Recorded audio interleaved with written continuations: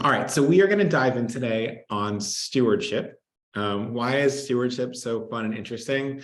Because it's basically about human psychology, right? It's just sort of how we think, um, how we feel appreciated, how we are motivated to action. And one of the fun things that's not going to be in the slides, but as you think about stewardship and you talk about sort of effective ways to thank people, effective ways to show gratitude, this is obviously going to be true in your work as a professional fundraiser, which most of you are. But I would challenge you this week to think about using some of these tactics to show genuine appreciation to your coworkers, to your spouses or partners, to your kids. We'll talk a little bit more about this as the session goes on, but the sort of specificity in thanking people, the reminding people, the sort of joy of good feelings when someone does something kind for you outside of a donation to your organization should be pretty cool. So we'll dive in there. Quick note here from a housekeeping perspective, these are CFRE approved for those of you that need this for professional development. At the end of the session, we will drop a survey link and you just need to fill that out and make a quick note of it. So please do that. Here's the agenda. The most important thing at the bottom is to know that the recording and the slides will be sent around later today. So you'll see those coming in an email.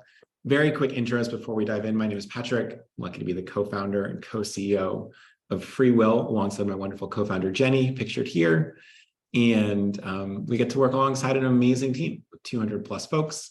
We've raised almost $7.5 billion for charity, which is awesome. We work with 1,000 nonprofit partners, including many of you.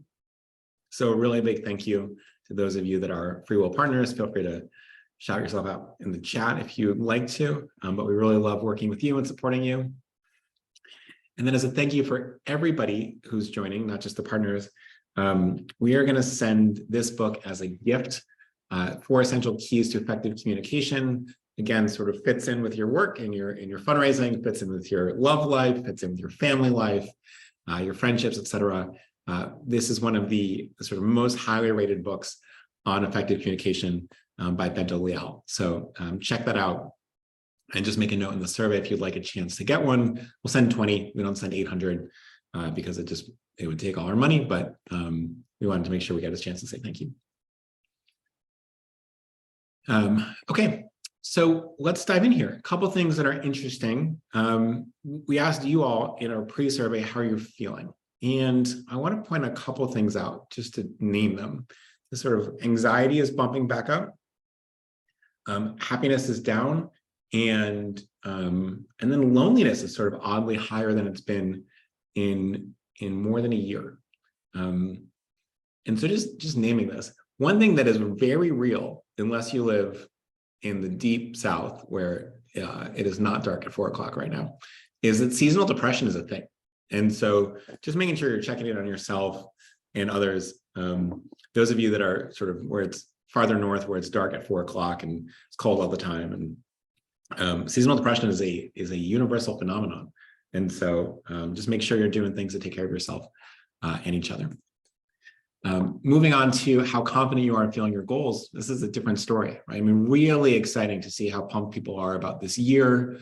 You can see, I think a lot of people had a much better end of 2022 than they expected. And now you see, really starting off well. So there's a lot of excitement across the board. Some of the highest numbers we've seen in 9 months here. Some of this is that the economy is going better than people predicted, which is good. And so the donors hopefully are a little bit more flush. But this is pretty exciting to see. All right, so let's dive into stewardship, right? This is the focus of today. And we asked you a little bit of how do you think about stewardship? What does that mean to you? And the things that show up. I mean, the biggest thing here is important. People just think it's really freaking important to do stewardship well. That it's about personal, it's relationships. You can see relationship and relationships are 2 of the biggest words.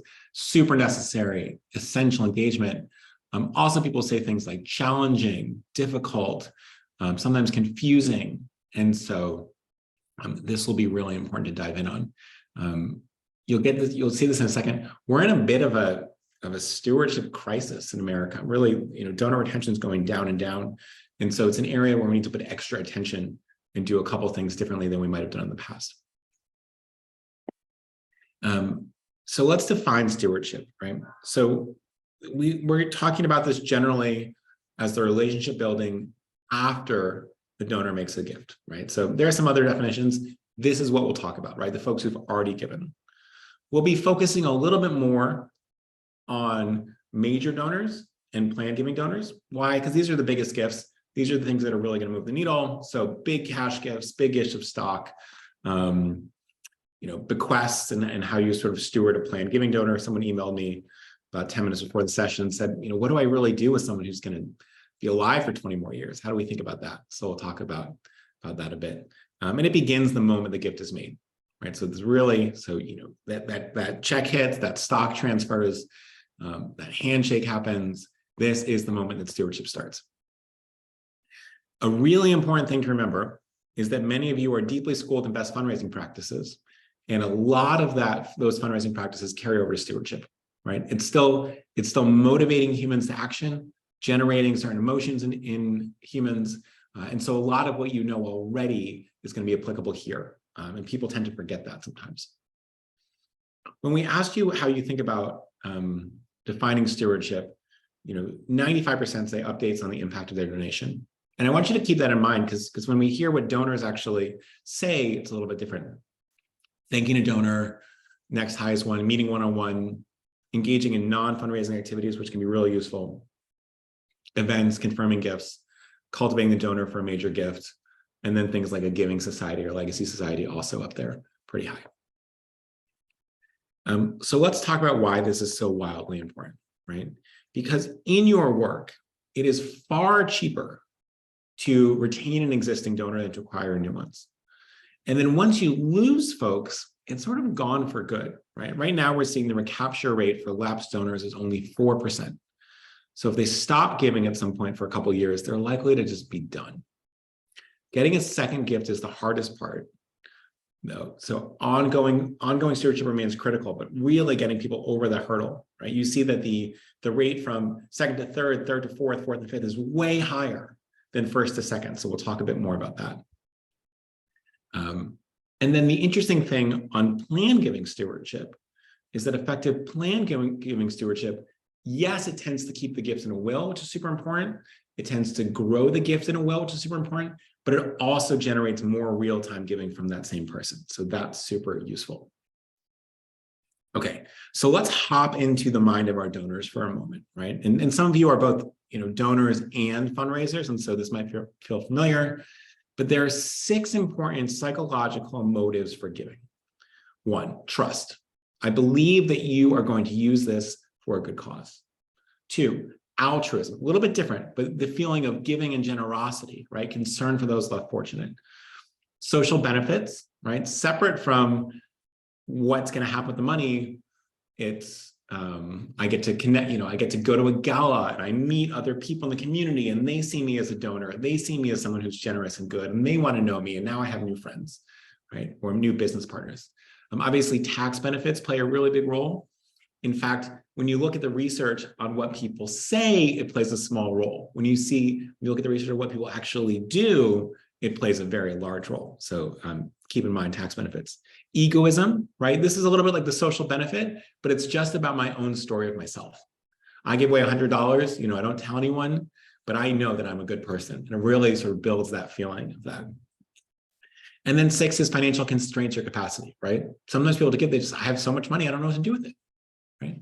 Sometimes people don't give because they want to, right? They feel these other 5, but they just say, I don't have the capacity right now for it. So those are the 6 drivers of giving and of stewardship. So we're going to have to enhance those. Now, that's why people give. Why do they stop giving? The number one reason that people say is they weren't thanked, or they felt that charity didn't need them. This is really important, right? Other reasons, they weren't asked again.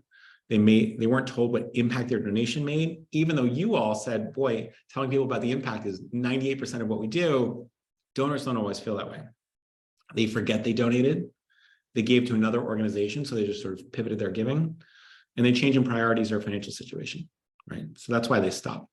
Or dissatisfaction with you, meaning the organization, or how their gift was used. Let's look at this. When we talked about donors who made gifts between $250 and $2,500, right? So meaningful amounts, and they did not give again within the next 2 years. Why did that happen? By far, right, the sort of highest index here is that they were not acknowledged or they didn't feel thanked. Now, you might have said, oh, I thanked them, but it might have felt perfunctory or they didn't feel genuinely thanked. Now, the next highest thing is they weren't asked to donate again. So whatever was happening, it wasn't breaking through. Lack of communication about the use of funds. They forgot. They gave instead to another organization, et cetera, et cetera. But really zeroing in on a couple of these top ones. They weren't thanked, they weren't asked, and they wasn't communicated to them about what the gift actually did. Again, a little bit more survey data from you all. When we ask what percentage of donors make a gift annually, right? Every year, more than a third of you say, less than a quarter. Another 20% say between a quarter and half. And then we start moving into the folks that are performing better, right? 50 to 75%. It's about a quarter. And then this top echelon, 20% of you said every year, right? Giving year after year after year. Right? And so if you're in that group, feel free to share what you're doing in the chat as we go along. We asked you what barriers were. Why aren't we better at stewardship, right? We know this is wildly important. A lot of you said we don't have enough time, we don't have enough staff. And the other one, the next big thing is we don't have a stewardship plan. Sometimes a quarter of you said, I don't even know how to contact these donors, which is a big deal. We're going to talk about that in a second. And then there's some other things. But actually look at this, 10% of people said, very small, said we don't understand the value of it. So everyone gets it, but there's not enough time and there's not enough staff. And so what we really need to do is think about what are the ideal stewardship actions that you can take that are not time intensive, right? Because the stuff that you actually do is what really matters. The best plans, if you're just feeling too overwhelmed, it doesn't matter how good they are if you're not going to actually do it. It's a lot like, the workouts or the diets that, the thing you actually follow is much better than even the best sort of scientifically generated way to gain muscle or lose weight. All right. So there are a couple of big things happening in the world that are affecting stewardship and really hurting our ability. But the good news is there are some easy sort of counterbalances to make this better. The first is this fascinating shift that's happening. So what are we seeing, right? In the last few years, a rise in non-cash giving has a very positive and a very negative effect on stewardship. In the last few years, qualified charitable distributions, also known as IRA charitable rollovers, has grown by more than a factor of 3, right? These are exploding. Why are they exploding? Tax reasons. And more people are reaching that age to give. Nearly a quarter of nonprofits say a lack of donor information is one of their biggest challenges around QCDs. What happens there is that the people holding the IRAs, the Fidelities, the Schwabs, the Vanguards of the world, are sending checks, but donor info may not be on those checks. And donor contact info is rarely on those checks as well. So that's a really big problem. Gifts from donor advised funds, which is, by the way, mark your calendars, in 2 weeks from today, we're going to do a really deep dive on donor advised funds, which I'm super excited about. Rising 30% year over year. I mean, these are basically taking over all of philanthropy, donor advised funds. But 15 to 20% of these gifts arrive without donor info. Same problem as the QCDs. Somebody, right, me, if 73-year-old me just gave you a QCD gift, or 50-year-old me just gave you a DAF gift. It might be the biggest gift I've given you. It might be the biggest gift I've given anyone. And then I hear crickets because you don't know who sent it or you don't have contact information. So we go unthanked, right? The donors go unthanked. We don't receive the right acknowledgements. We might not receive the right tax letters, not for DAFs, but for other things. And then we become angry or disillusioned. I just freaking sent you $20,000 and then I hear nothing. There's no way we're following that up with another gift. This is also very common with stock giving because brokers don't include donor information. Anonymous crypto gifts are common too.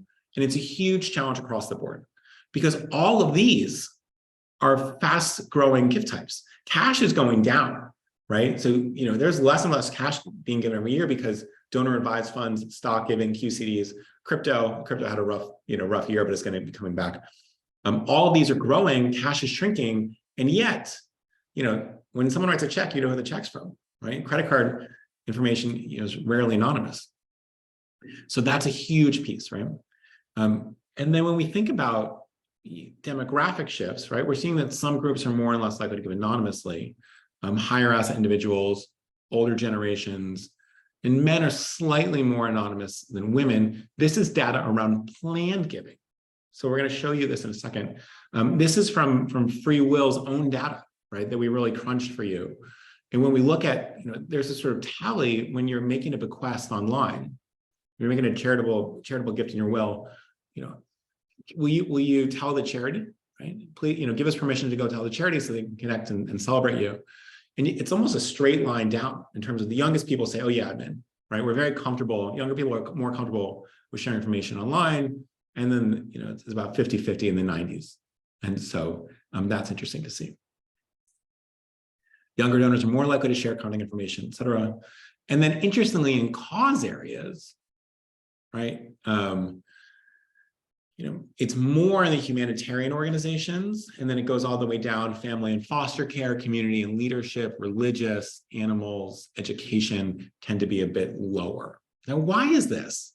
Well, a lot of the humanitarian organizations do wildly important work, right? Some of you are on the call, you do amazing work, and yet for most of your donors, you don't have a personal relationship, right? If you went to college, right, look at education, if you went to college, you're much more comfortable saying, oh yeah, tell Georgetown, tell Duke, tell Notre Dame that I made this gift, because they know who I am, right?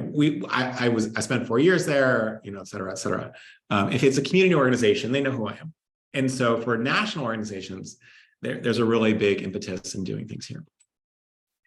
Okay, so that's one, right? So, most of what we're talking about here is this rise in non-cash gifts, which, by the way, are the best gifts you want, right? So you really want these, but we're going to have to fix some things with non-cash giving to make sure we get donor information so we can actually thank people, right? Your stewardship plan is totally worthless if you don't actually know who to talk to.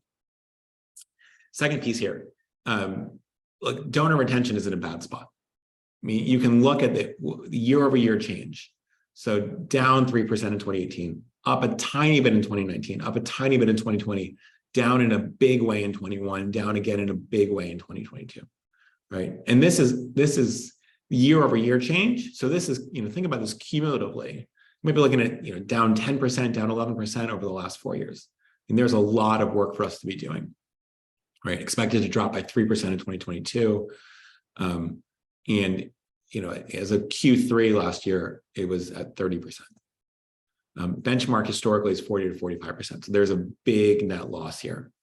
New donors, folks that never gave before after the first time, and they gave last year but never before, are more likely to churn, right? So your newer donors are more likely to churn. You look at overall retention rate, and you can see from Bloomerang, so thanks to the team at Bloomerang, just a gentle slope downwards. 42% is not good.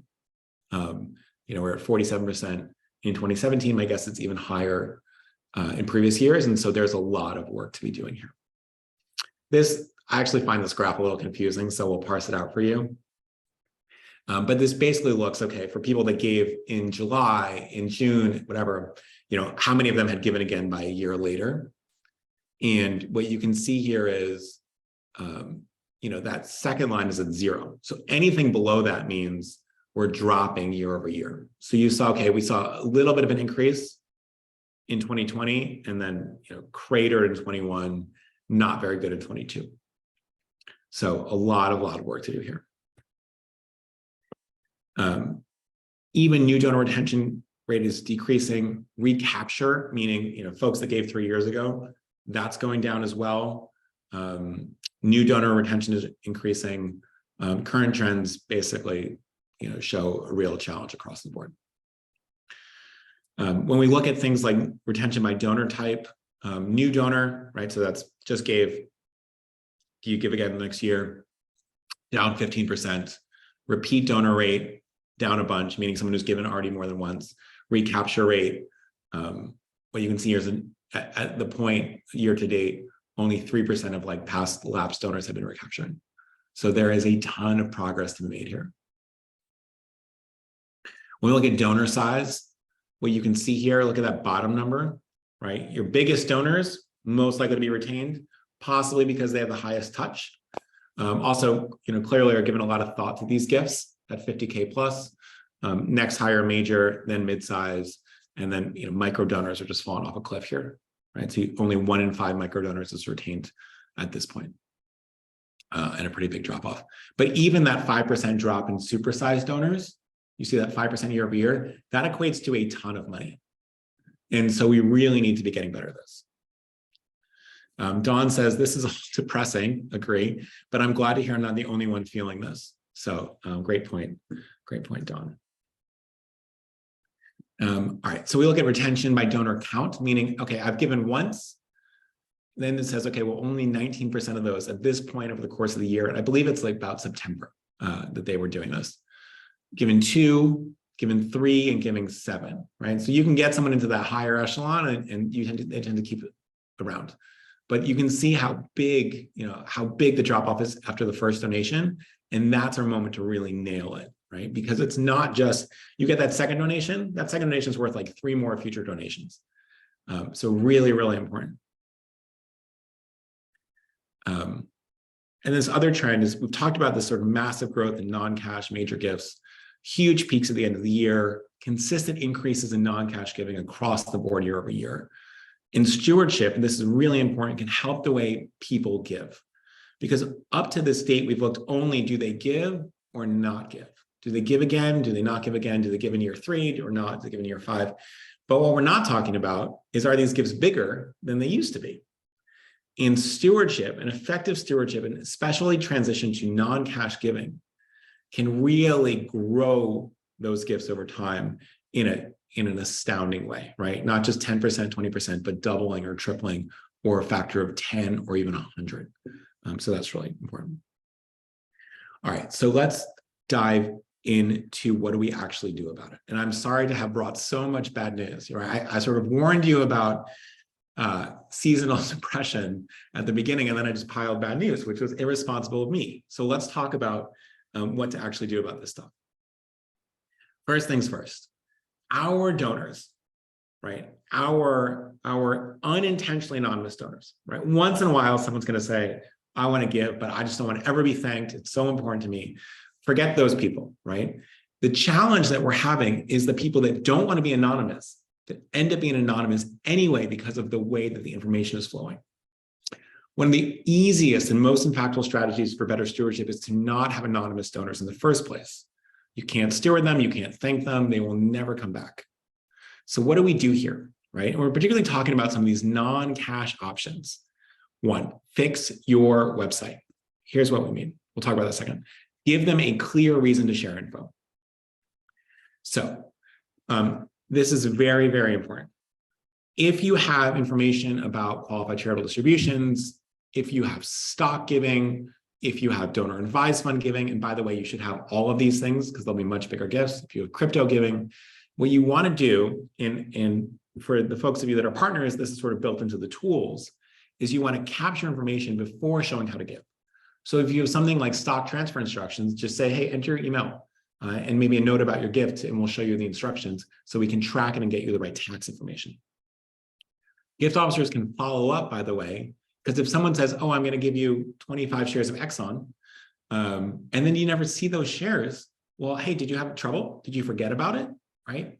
And then you can follow up and suddenly that's, I don't know what Exxon's trading at right now, but I assume that's like a $15,000 gift. And end to delays with increased gifts among younger donors in particular, right? So this is really important.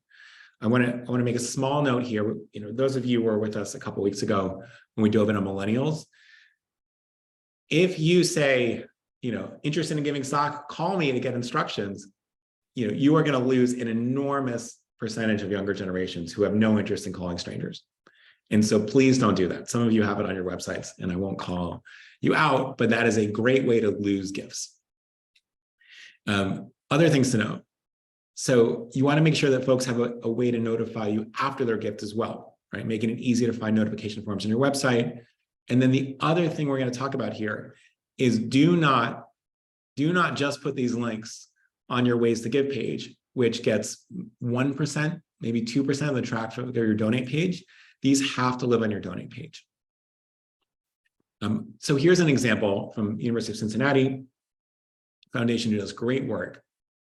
What you can see here is you need an acknowledgement letter from a QCD. There's a way to do it, and this will share all their contact information. If they're making a QCD, we're capturing all the contact information. If they just want to learn more about QCDs, we're also capturing contact information so we can follow up and think with these folks. And then the other thing is that, when we do our session on writing, we really dive in on this, but we'll do a short version here. Giving people a clear reason to do something radically changes behavior. So when you ask for a favor, you need to give a clear reason. For example, please provide your contact information because it allows us to properly thank you and acknowledge your generous gift. It allows us to keep you updated on our work. You may need to get a tax acknowledgement letter, right? Don't just say, please let us know your contact information. Please let us know because this is the value to you. And you will see literally opt-in rates double when you do this. And so check your tools and check your websites now to see, do we do this? And at FreeWill, those of you that are in plan giving know this very well. One of the worst parts about plan giving is that no one tells you they made a gift until they pass away 15 years later. You never get to say thank you. You never get to steward them. You never get to sort of figure out where that gift intent is. You don't get to plan around it. Lots of bad reasons. And so we were desperate to try to help the whole industry and say, how do we make it so that more and more people say, yeah, send my info to nonprofits, right? As some folks said in the chat, occasionally there's some hesitancy there, but that's because we don't give enough reason as to why to share their information. And we tried, 6 different tests and nothing worked. The 7th basically doubled the percentage of donors who said, yes, share my information with nonprofits. So what was the winning language? We said, will you make the work of nonprofits easier by letting them know who you are?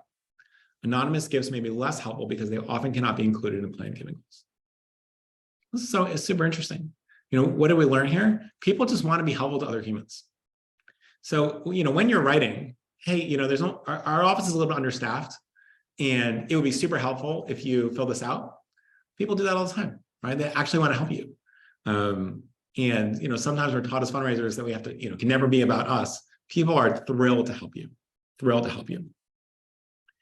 All right, so that's strategy 1, right? So we have to this is so important because these gifts are the biggest gifts you're going to be getting. And if you're totally missing out on thanking those donors, you are screwed, right? You just shot yourself in the foot and you have no real plan for stewardship. But if we can do it, this allows us to build a relationship, really sort of start to talk about that donor, help them envision some larger gifts. And this is the path to some of these gifts that are going to be transformative for your organization. Strategy 2, position yourself as a guide for smart giving, right? So you'll see a lot of themes here around some of this non-cash stuff, which is just what the research says is the fastest way to grow your organization across the board. So we're going to keep in touch throughout the year about smart giving via IRAs, via stocks, even when not giving a direct ask. These resources establish trust. And when they do get an ask, or when they get other triggers, looking at their Fidelity account, looking at their IRA, they'll then think of you. We want to be associated with assets, right? Not just solicitation emails. Use the phrase, this is really important, for any of your giving. So I would be surprised if anybody on this list who's a regular donor, meaning anyone in this session right now, gives to only one organization, right? And so what you need to do here is say, look, we expect you're giving to lots of places. That's awesome. For any of your giving, this might be helpful. And suddenly that really puts you as a side-by-side guide instead of just this sort of like, I'm asking all the time. And that really helps to build trust and really helps them, remember you when they're thinking about any giving at all, which is another great trigger. The other thing to do as a guide for smart giving is that social proof is super useful here. So social proof, remember, is when we tell people what people like them do, as opposed to what they should do. Interest in leaving a bequest increases by 15% when donors believe that they're one of many supporters. Sharing the best way for other donors reinforces trust. It also reduces defensiveness. This is a really big thing. It sort of creates this open-mindedness, which will then create behavior change. As an example, hi, Mark. I thought of you today because another longtime donor from California, presumably Mark is living in California, just made a gift of stock and was thrilled to save so much on her taxes while having a huge impact. Like many of our donors, she was surprised to learn how beneficial stock giving was for her and the impact she wants to have. I wanted to share this with you because I remembered you mentioning how excited you were thinking about ways to be more effective with your giving. If you haven't thought about stock giving before, I hope this is helpful to you for any of your giving to our organization or elsewhere. This can help you save money and have a bigger impact, right? Like what a thoughtful note to get, which is really the underlying message is, hey, you should make bigger gifts to our organization. And here's a way to do it. But we're talking about what we're learning from other people, right? So we're bringing new information to Mark. We're talking about how it's applicable, not just to giving to us, but to giving anywhere. And we'll send the slides around later. Feel free to just copy and paste this language, but it's really, really, really helpful, right? Again, remember, you told us you didn't have enough time, so we're going to try to put in a bunch of work here. And now you say, hey, Mark, hey, Stephen, someone from Illinois, and then use the rest of this. And so put this to work and let us know how it goes. But anytime we can save you a bunch of work, the better. That's strategy 2. Strategy 3, what is the perfect thank you note? We've done a lot of research on this. 90% of donors say the thank you email is the single most important communication they receive from a nonprofit. 90%. Your thank you emails, for the most part, are terrible. They're like auto-generated from your, from your CRM or whatever, and it's okay. But it needs to be followed up, quickly with an actual thank you. Thanking donors reminds them of their choice to donate and reactivates what we call that warm glow, the sort of feeling of social benefit, of generosity, of the story I tell myself about myself. This is really a benefit. This can be especially effective for lapsed donors if they fall into forgot reasons and they no longer give, right? So let's say someone hasn't given for 2 years. What's the best thing to do? Ask them again? Maybe, but also thank them again. And that can have a really big benefit. So how do you actually put the thank you note in? Focus on the impact. The dollar amount is almost unimportant here, right? Why is the dollar amount unimportant? Because it anchors the donor on how much they spent, as opposed to what they got, what they benefited them. Talking about money builds a transactional relationship. Talking about impact makes it feel like you're making a difference together. Lead with the impact the donation will have. Be specific. Because of you, we were able to foster 12 abandoned puppies in rural Texas. Is better than your donation helped our mission to support puppies, right? I mean, it's really awesome. Second thing, do not make it about you. Resist talking about how great your org is. I'm sure it's great. How great your mission is. It's also great. The donor gave you money to your cause. Make them feel like a hero. Accomplish both by explaining how their donation helps your mission. Your support allows us to provide shelter, supplies, and meals to more than 60 women and children in Carroll County. Your donation will help us as we expand to provide services to 100 people in need next month. Right? You did this. This is amazing. You are amazing. Do your research. Don't send the same template and email for every donation. Donors will notice. Thank repeat donors for their continued support. Tell them what's new. Look at notes that came with the donation. If it was made in memoriam or a specific cause, acknowledge that. And then if there are things like a volunteer, don't talk to them like they're not, right? So making sure you're having good records here is really valuable. Fourth thing, a note today is better than an even better note next week. Try to send within 24 hours the donation was made, no later than 1 week. It shows donors that you really appreciate it. And you can even do things that you are a human, and we tend to forget that, right? Stop talking like your organization. Wow, I was doing some work today, and I just saw your donation come through. Wow, this will help us really enact, move forward more quickly on this new project, which is doing X, right? So I just want to say thank you so much. I mean, you're really doing amazing things for X. Have a wonderful day, and if there's anything I can do to help, as you think about having a bigger impact in the future, just let me know, Jane. And that sort of language, the human on the other end, right? The sort of the man behind the curtain, this makes people feel a lot better than this sort of like institutional voice, which is very difficult to connect to. All right, we're going to talk also about one of my favorite types of emails called the Time Traveler. I hope some people have seen this movie, which is good. It's not quite as good as the other two, but it is Back to the Future 3. It's sort of fun and campy.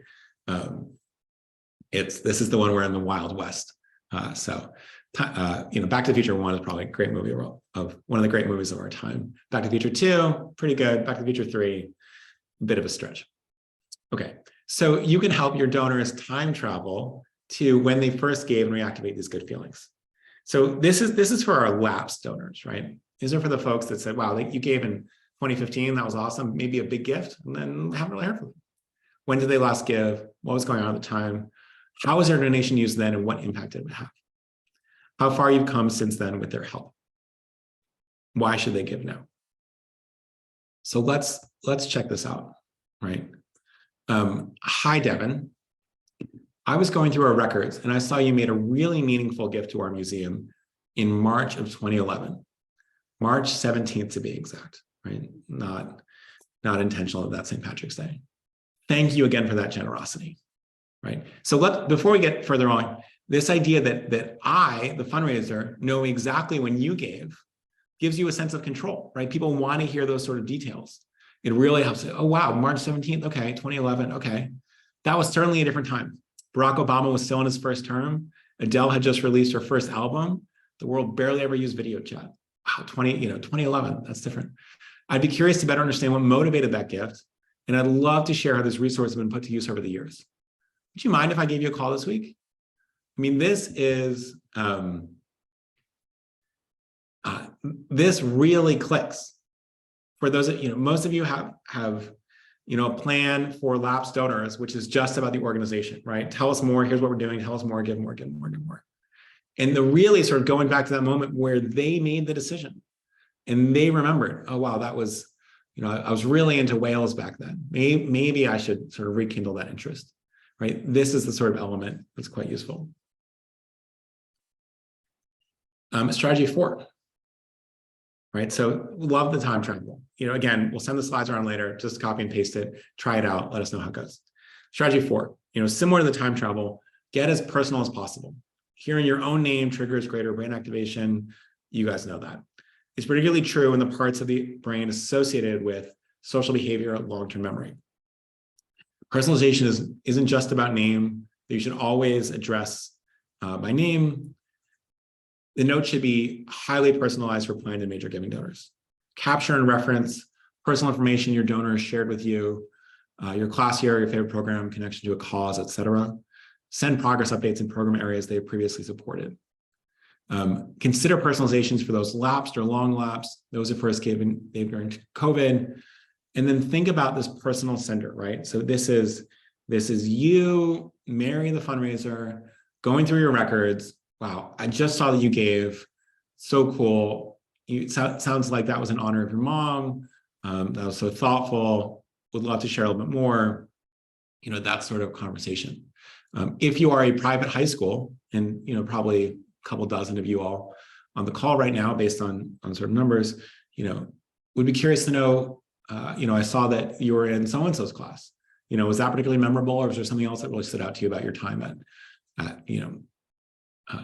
whatever high, right? And go ask about these, right? This stuff that feels really personal is a pretty shift.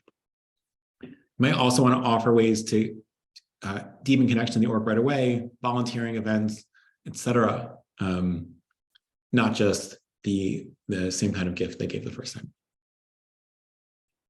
And then strategy 5, similar to the time travel email, I really love what we call the anti-annual report. So this is, the quantitative data that you give in your annual report is awesome. But everything we know about humans is that no matter what they say, stories tend to be more powerful, right? There's a reason that no one is going to spend $20 at the AMC theater, this week to go watch a statistical presentation, right? It's the stories that really, really grab us. When people hear stories of individuals rather than groups, right? This is, again, stories of individuals more likely to donate, and presenting general statistics alongside an individual story actually decreases gifts, right? It's the individual story that really pushes us. So what is an anti-annual report? It is a hyper-specific impact story focusing on one thing, right? You guys did so much last year. Let it go, right? Do one thing from the previous year, ideally in a program area that they previously supported, and then keep it short, right? So listen, so much happened last year. I wanted to really tell you about one thing that you made possible. This corner of the land trust, this one kid who got a scholarship, right? This one event we had at the museum, and the story of one child who was there, right? This one patient in the hospital. Instead of we remain the top, cardiac hospital in the Southwest, and we've treated some, great. That it's not going to click for people in the way that so-and-so was rushed, and based on our cutting edge support and our amazing nurses, we were able to save this person's life. And that was because some of the equipment we had on hand made possible by your donation. That's the sort of thing that's just going to really click and going to generate you much more giving than anything else. Strategy 6, we also, I know I've said I love the other two, but the other thing I really love is the thinking of you note. It is out of the blue. The element of surprise creates more emotional resonance and is awesome. So, because surprise often increases pleasure in a given moment. So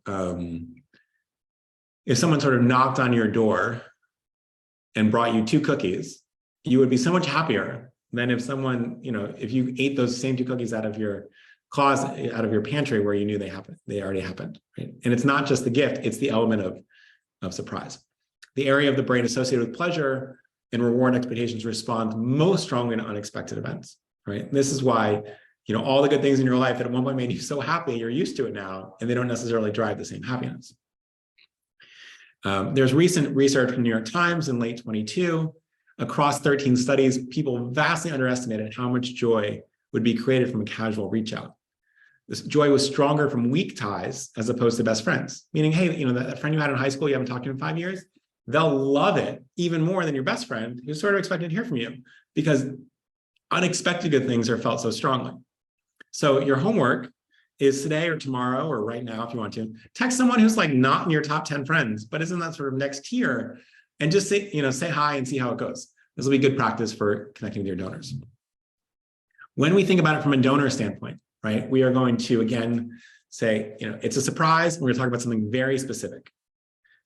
Sean, I want to drop you a note because I thought of you today. Wow. You can imagine if you read that first line, you are definitely going to read the rest of it. I was rushing through the children's wing today, presumably this person was at a hospital, late for a meeting when I saw a teenager and her mom walking together, both beaming from ear to ear. As I walked past, they told me that for the first time in 18 months, she had been declared cancer-free. And I started beaming too. You and Elizabeth, presumably Sean's spouse, helped fund the creation of this wing 3 years ago. So I thought you'd like to hear about the specific impact you're making, and I hope it makes you smile too. Have a great day, John, right? Straightforward, punchy, right? This isn't even real. And it's sort of, it's obviously emotional. You guys didn't give to this wing doesn't exist, the teenagers aren't real, and yet you can still sort of feel the emotional resonance. Now imagine you did give, and that I'm at the hospital, all of that. So super, super important. It is also really good for text messages, right? So, hey, Joanna, Patrick from the Land Trust here. Thought of you today because I was walking this morning, saw a brother and sister. Maybe they were 4 and 6, right? It's not super polished. We don't know how old they are. Just the lighting and the daffodils in the new reserve we just opened. Their mom and dad seem to love being outside. The kids seem to, they didn't usually get to spend this much time around wildflowers. I know you helped to fund the expansion we did last August. I wanted to make sure you knew the joy you were making possible. Thanks for being such a generous person. Here's my favorite flower I came across today. Boom, right? And you just think about, it's like it's 4 o'clock in the afternoon. I've had a whole bunch of meetings. I get 5 text messages in a row. What is that? Oh, wow, it's from the United Way that I gave to. Oh, it's from, my college saying, hey, you remember you chipped in for that scholarship 2 years ago? Well, that person's graduating today and she's going to go be X. That's so cool. So we thought of you, right? That's the sort of thing that's going to hit in a big way. All right. And then 7th is sort of the least fun, but also really important part, creating a donor stewardship checklist. So a stewardship program will give your donors a consistent, meaningful experience and ensure you engage them at the right times. We're going to define our donor groups, our legacy donors, our monthly donors, our stock donors, and we want a stewardship strategy that we can just go down the list, right? We're still doing these fun things, right? It doesn't mean the content is mundane and trite, but having a clear plan so that, when you change jobs, all this stuff still happens. super, super important. So, here's what it looks like. We'll send this around in the slides as well, but you can sort of get a sense of what's our actual plan, right? We're not doing this by the, by the fly. And then you can start to say, okay, great. Well, every 3.5 months, we're going to send this thinking of you note, right? Anyone who hasn't given in 3 years, we're going to send them, once every 2 years, we're going to send them the time traveler note, right? And so we start to build this as well. All right, a couple other thoughtful ideas, and we're going to wrap up relatively soon. These are from you all. One email thank you video that goes out for year end. People underestimate thank you videos. They can be really great. I love this. We offer President's Lunch, an invitation-only opportunity to sit with the president, hear some updates, but also ask questions, right? So it's not just getting lectured to, and then socialize with a small group of other donors. Remember that feeling of social desirability that we're giving, sometimes we're giving for, that's reinforced here. Recognition of the annual report, and then sending scholarship reports with thank you from the recipients, right? The first part is cool. The second part is really punchy. That's the stuff that's really going to work. Finding out why they give to us, always have something to tell them about our programs, introduce them to a member of our EDU team. We've begun to invite them to attend some of the programs they sponsor so they can get a little benefit, right? Just come by and see it in action. Everyone gets a handwritten thank you note. These are all really good ideas. And then this is fun. They create a private YouTube link to a video we created and share how the impact of their partnership, how we utilize their gift, how the impact lives beyond the gift itself. And then some people just bring cookies. I remember that element of surprise. I had forgotten about the cookies point when I made it originally, but that's really valuable. The board calls donors for a thankathon. If you're doing that, remember some of these best practices. Hey, you made a gift on March 14th. This is what we did with it. We just want to say thank you. You're awesome. And then a cool luncheon as well. All right, we're going to skip. There's some more ideas here, but we'll do that as well. A couple of things to close with. One, my colleague, Amanda, is going to drop a survey link in the chat right now, I think. And so this is the survey. If you're interested in this book, please make a note in the survey. The other thing I wanted to say is, if you don't mind, please take 2.5 minutes, probably less, probably 90 seconds, to fill out the survey. It's super helpful to us to sort of get a good sense of what's working, what isn't, what you'd like to see more of, what you want to see less of, what topics. It's just a huge help to us, and we sort of go read through it after the fact to figure out what to do to improve. So please fill that out. So make a note there. Other thing to note here is I wanted to share that we have invented and embarked on a whole new tool, which we are obsessed with right now, called the Smart Giving Suite. And what we realized is that the nonprofits that are really focused on non-cash gifts, these sort of smarter gifts that are better for your donors and better for you, are the ones growing at an outsized pace, while other folks are falling behind. And so the goal is to help as many nonprofits as possible really embrace these non-cash gifts without creating any more work for you. So this means that the stock tools, qualified charitable distributions for older folks, crypto, and then a new part of the tool, which focuses on accepting DAF gifts, getting all the right information, but also, and this is super exciting, I'm starting about a month and a half, will actually allow donors to check out from your website,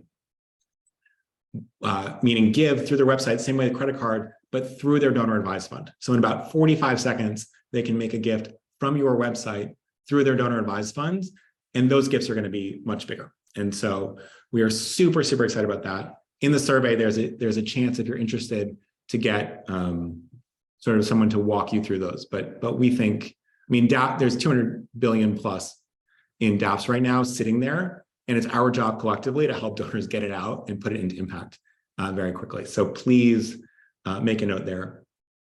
And then one thing that a lot of you have asked for is, like our sessions are totally focused on education, and that's what we want. And a lot of you say, well, tell us more about what FreeWill does. And we say, no, like basically these are not, a lot of like nonprofit webinars in particular are sort of like crappy sales pitches masquerading as education. And that's not our goal. But if you are interested, we're going to start doing bi-weekly product demos on Thursdays after webinars. And so we have this thing we call feature ships. And on Thursday, in 2 days at noon, my friend and colleague Marshall is going to walk through that. What are feature ships? Well, FreeWill is actually the #1 estate planning tool in America right now. It's actually being used by a lot of financial advisors and other folks to help people plan their wills. And feature ships put you front and center when people are doing their estate planning. And so, we've seen folks with feature ships generate as much as $80 million in bequest expectancies over a few years. So that's pretty awesome. So check that out if you're interested. Feel free to just eat your lunch while you do it. And then in 2 weeks, I will hang out with you all and dive deeper in that smart giving suite and talk particularly about the role that donor advised funds are playing, because across the board we're just seeing off the charts giving there, which is pretty cool. So just make a note in the survey if you want to come to one or both of those. They're totally different, so you might want to go to both. And if you're interested, feel free to make a note. We work with 1,000 amazing organizations. We learn from them, they learn from us, we learn from each other, and it's super fun. So if you want to be part of that, let us know. All right, so we have just a minute, so I will take a quick look at questions. And yeah, let's do some quick Q&A. We only have a minute or two. But let's see what the big questions are.